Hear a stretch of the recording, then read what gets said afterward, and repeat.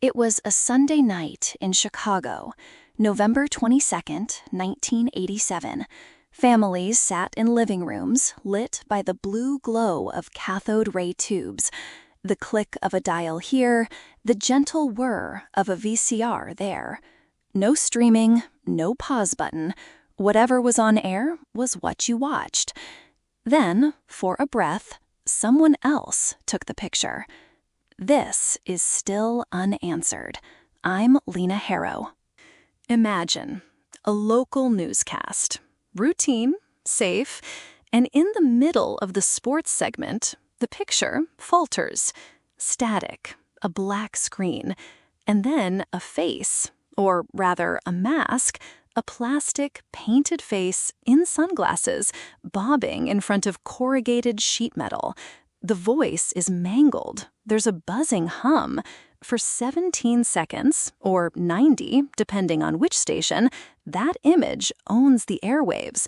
People leaning over TV sets think, is this a technical problem? It's not. Someone else is talking to you through your television. You might know the face. Max Headroom was, by 1987, a pop icon.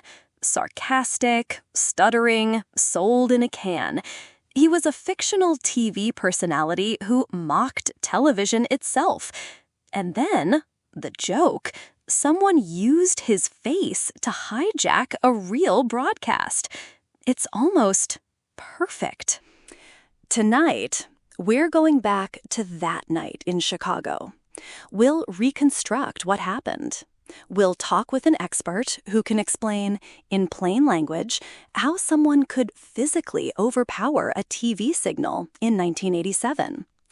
We'll look at the investigation that followed, the theories that still circulate, and why, despite the internet and decades of speculation, the people who did it were never caught.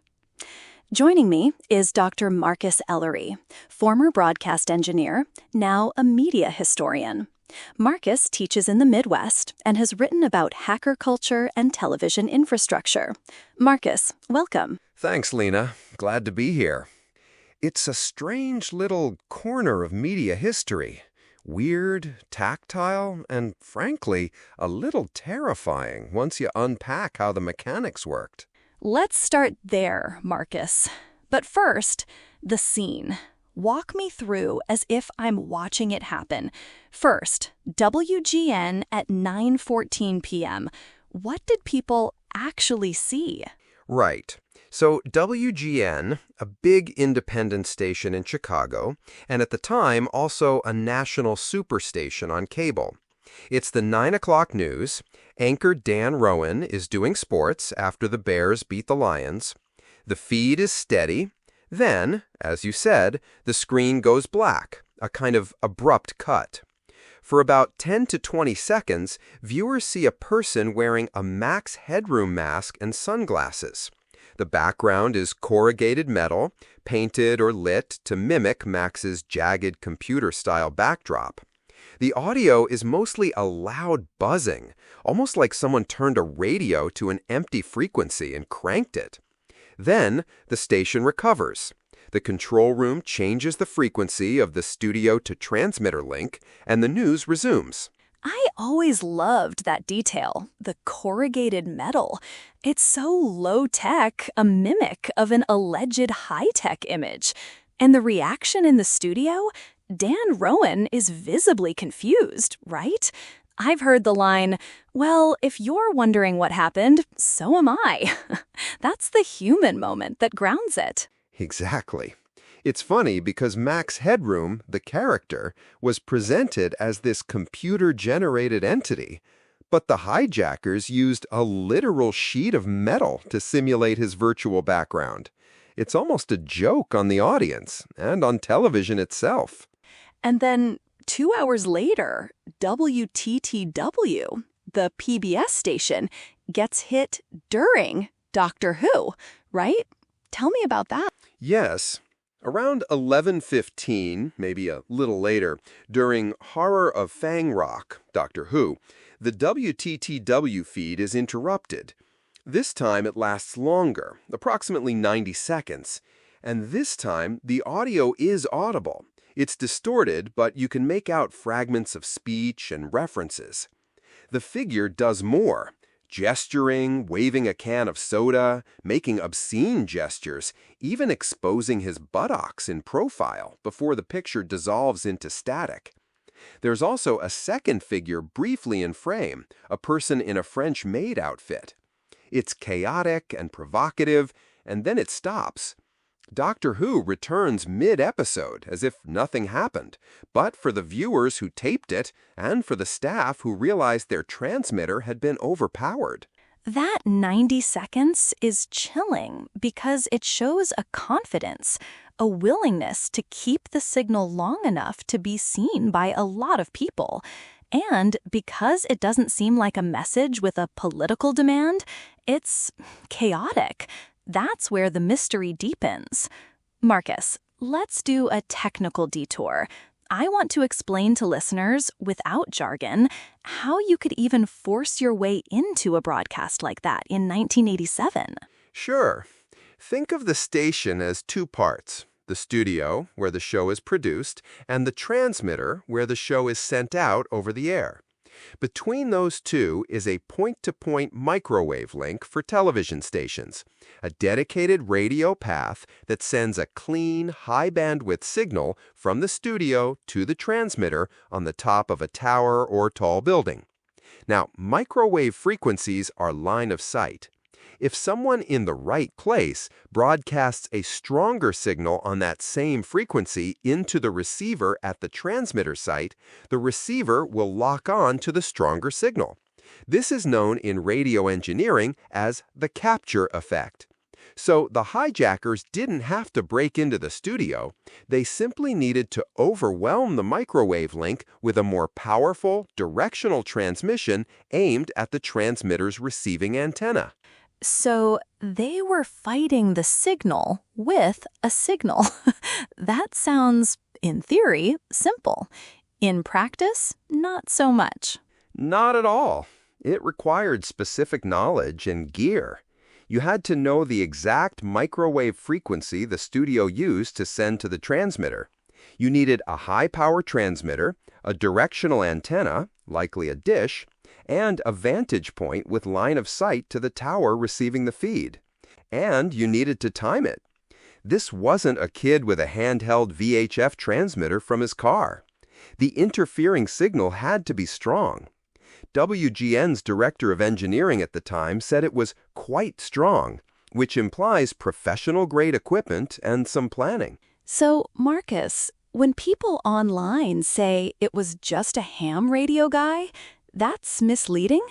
It's an oversimplification. Amateur radio operators, hams, can be technically skilled and some have powerful equipment, but legally they're not supposed to interfere. And microwave broadcast links use specialized gear. It's more likely the organizers were a small team, someone who knew the frequencies and pointing angles, someone with access to gear or the ability to rent or cobble it together, and someone to operate the camera and handle the staging. Also worth noting, both WGN and WTTW had receiving antennas on different skyscrapers, John Hancock Center and Sears Tower. That means this group either moved locations or used multiple vantage points, which adds coordination. Coordination, skill, boldness, not small-time mischief. Let's go back to the night itself for a minute. The audio fragments from the WTTW intrusion are, well, they're notorious. There are lines about new Coke, waving a can, some insults, and then the spanking scene. It's juvenile, crude, but also performative.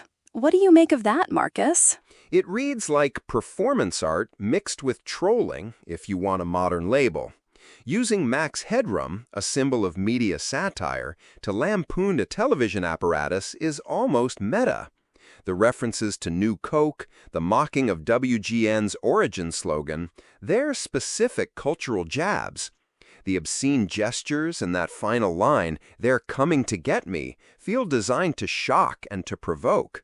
but they don't deliver a clear political complaint or demand like the Captain Midnight incident, which openly protested satellite fees.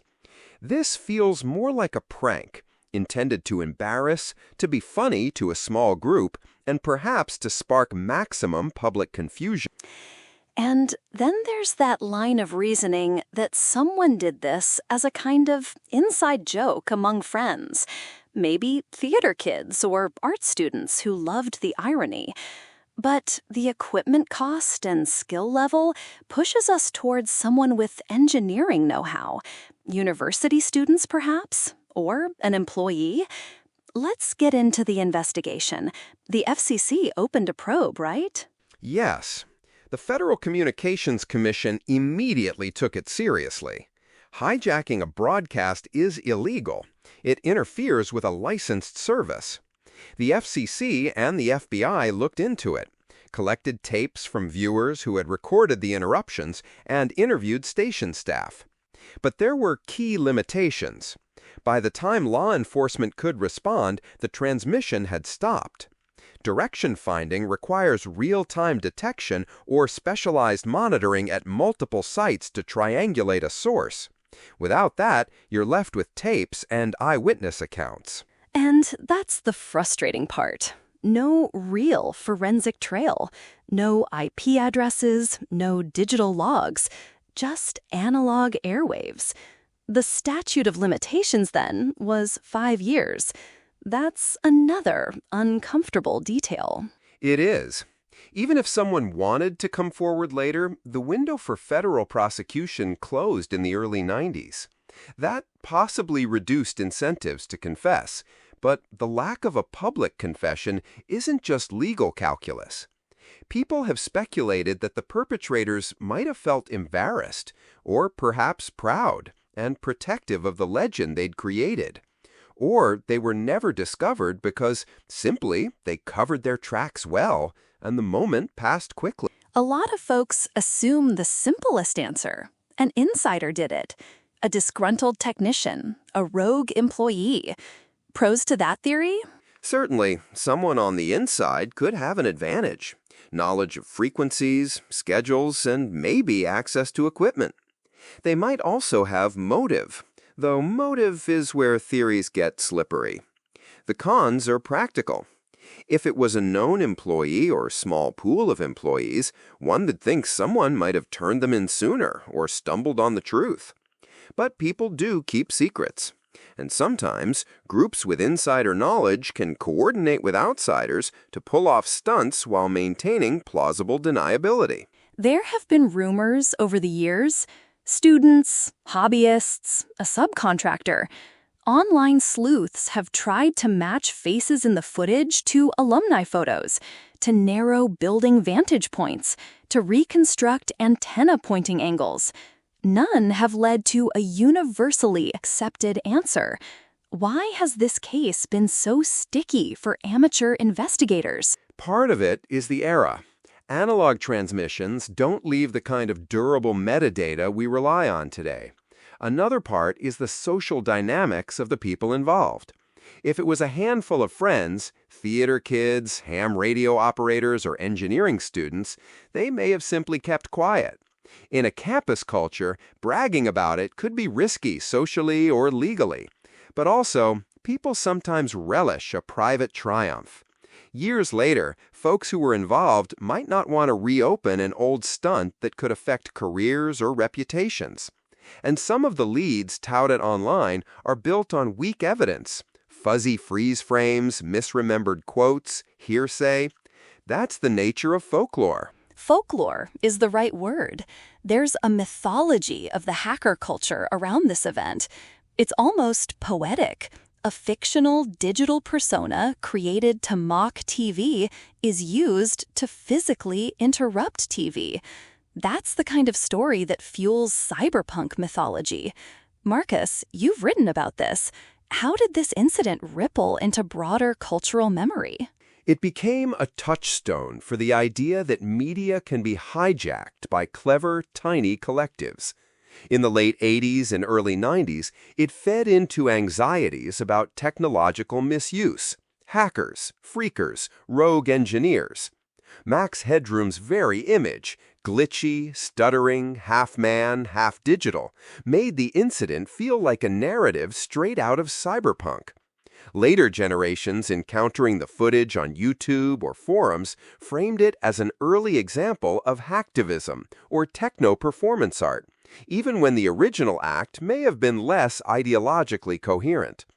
It's one of those cases where the symbolism outgrew the actual content. Let's talk about immediate reactions in Chicago. Viewer calls, newsroom confusion, and local papers covering it. What was the mood in the days after?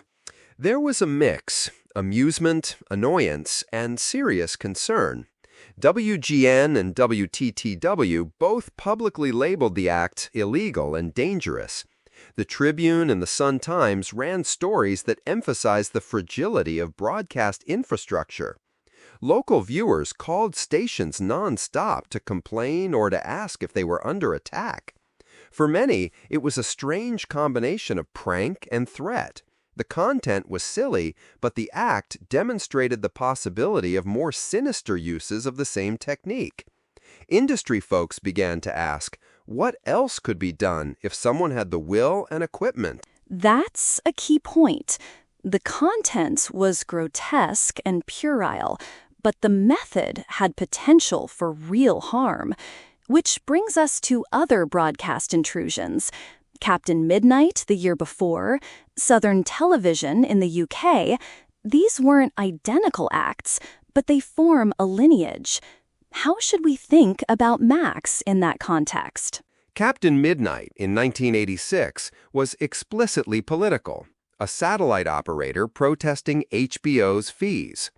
Southern Television in 1977 involved an eerie, purportedly alien voice overlaying a local news broadcast. Max sits in between. Not a clean political statement, not a supernatural claim, but a performative breach that used the aesthetics of television to make a point about television's vulnerability.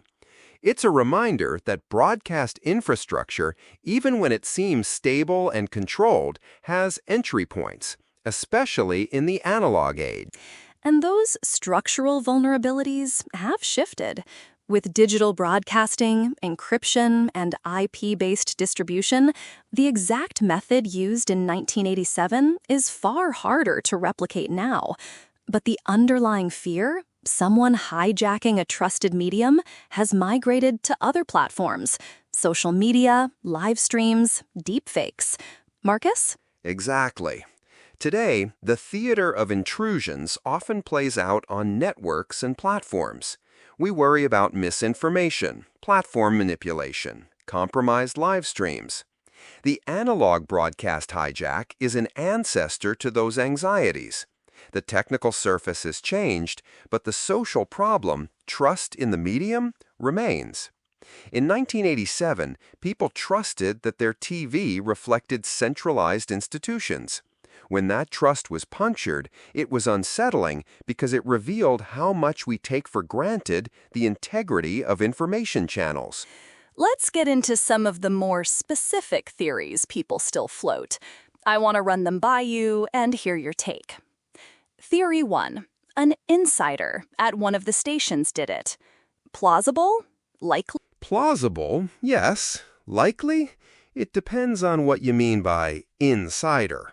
A station employee, possibly, or someone who once worked in the industry.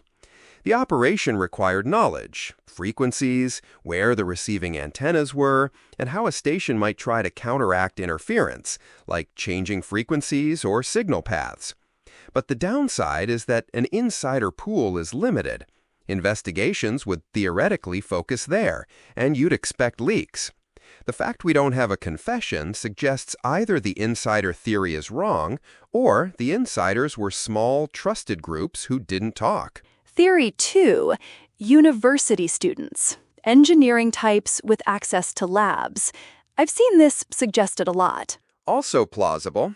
Universities have history, pranks, technical ingenuity, and access to equipment. In Chicago, you have big engineering programs and student culture that sometimes prizes audacious stunts. A student team could have scrounged or built the transmitter, tested pointing angles from rooftops, and prepared the video. The challenge for this theory is logistics. Renting or assembling a high-power microwave transmitter and being in the right place with line of sight without being observed is difficult, but certainly doable for motivated students. Theory 3. A skilled group of hobbyists, ham radio operators or broadcast hobbyists. Thoughts? Ham operators can be extremely capable technically. Some hams have directional microwave gear and know about point-to-point links. But most hams are community-oriented and law-abiding, though there are exceptions.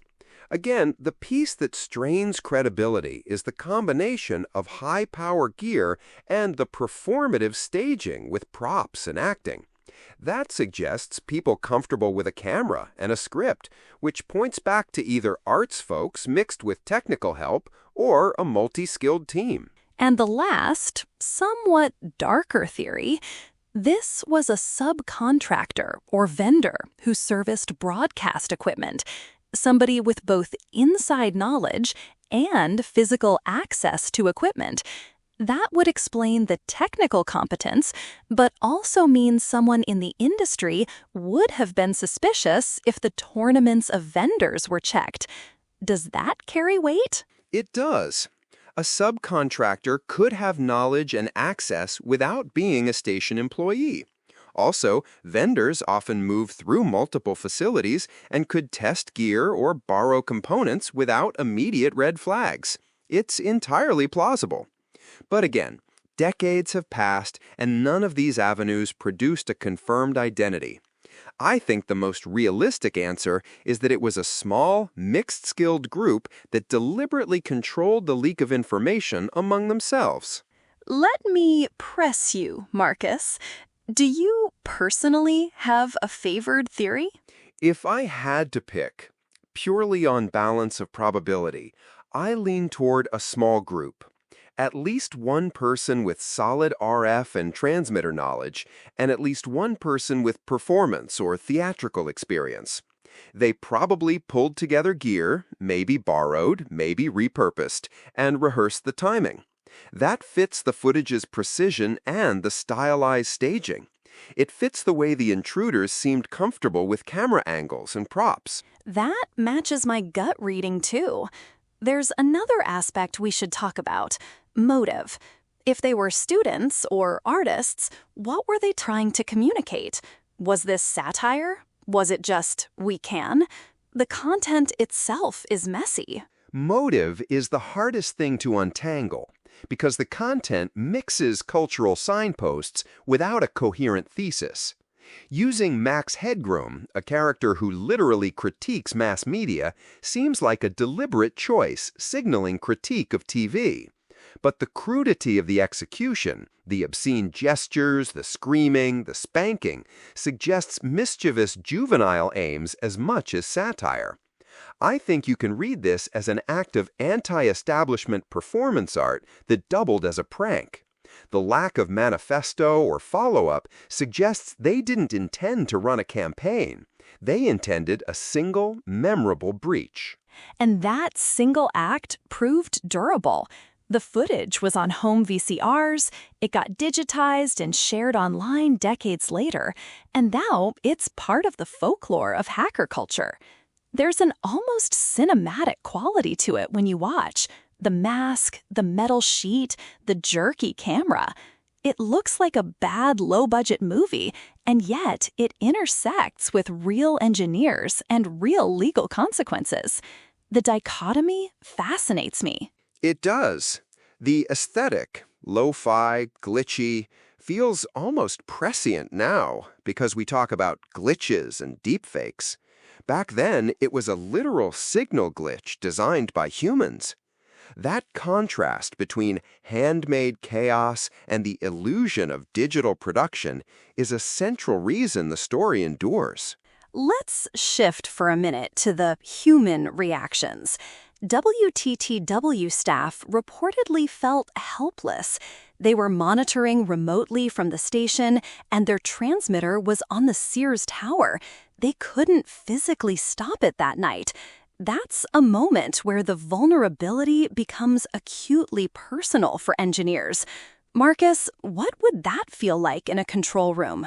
Powerless and violated, I would think. Engineers know their systems intimately, and their pride is in maintaining signal integrity. To have an external actor suddenly replace your output with obscene material is not just unprofessional, it's a breach of a duty to the public. And then there's the adrenaline.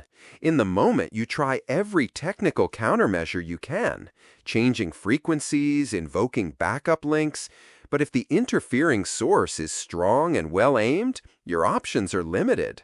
That helplessness is one reason the incident spooked industry people more than it amused them. Let's cover the legal and investigative follow-up one more time. FCC opens its probe, takes tapes, interviews staff, but without real-time direction finding, it hits a wall. Eventually, the statute of limitations expires. The case goes cold.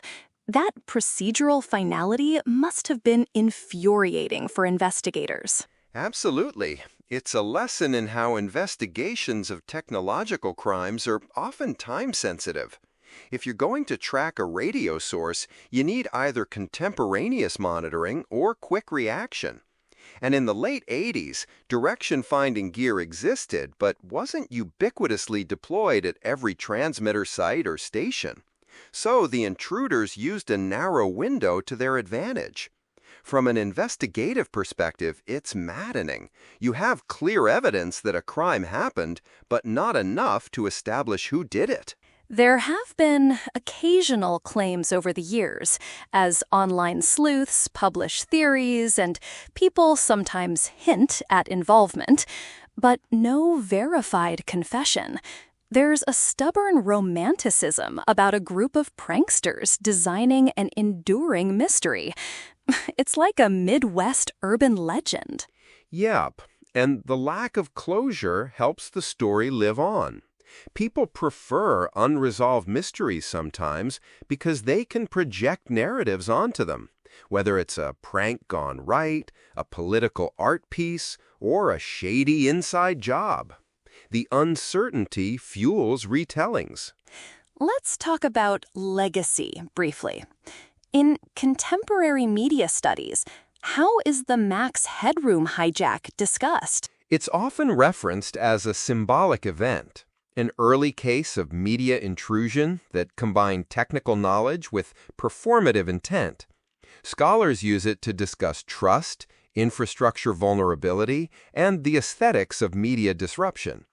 In hacker lore, it's almost mythic. The idea that a small group could cut through a city's media feed and put an image of their choosing on screen is powerful storytelling. And for general audiences, it's a prototype of the modern fear. What if someone could hijack the channels we trust and tell us lies, or show us harmful content? Now that fear manifests as misinformation online, deepfakes, or hacked live streams.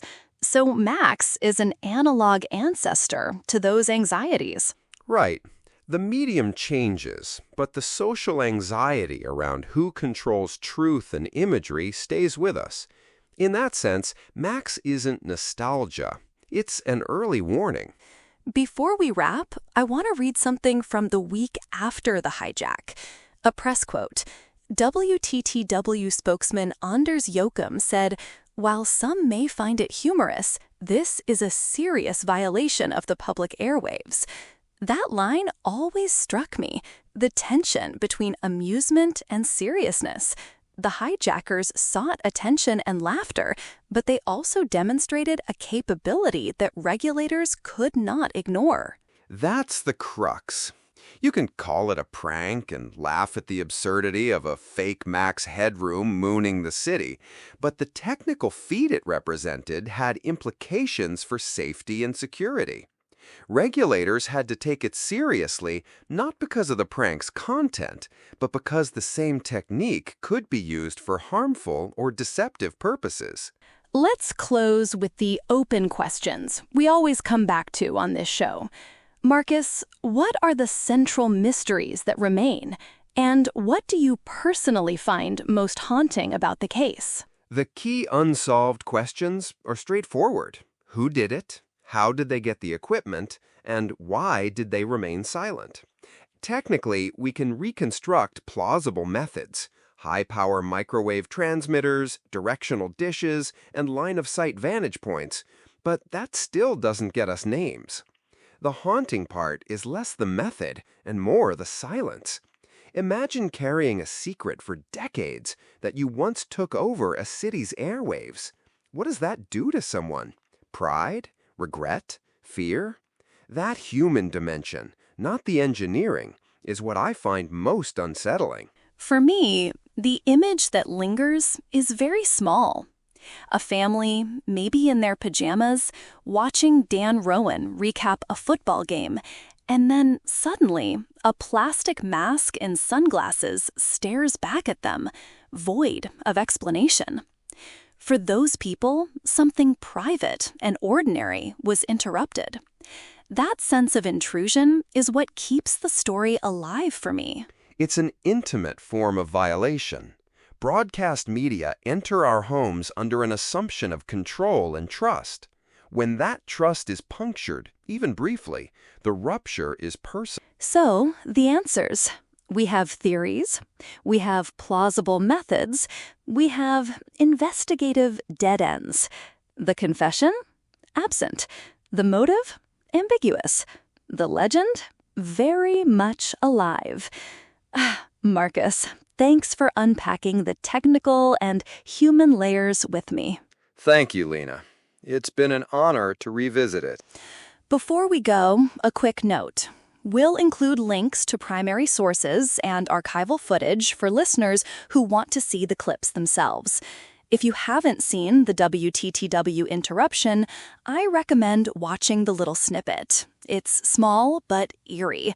And as always, if you're someone who knows something, someone who was there, someone who participated, someone whose friend confessed, we'd love to hear from you.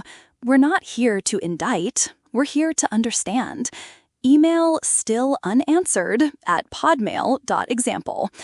That's not a real email, but you get the idea. The Max Headroom hijack sits at an odd intersection: technological vulnerability, cultural satire, and prankish cruelty.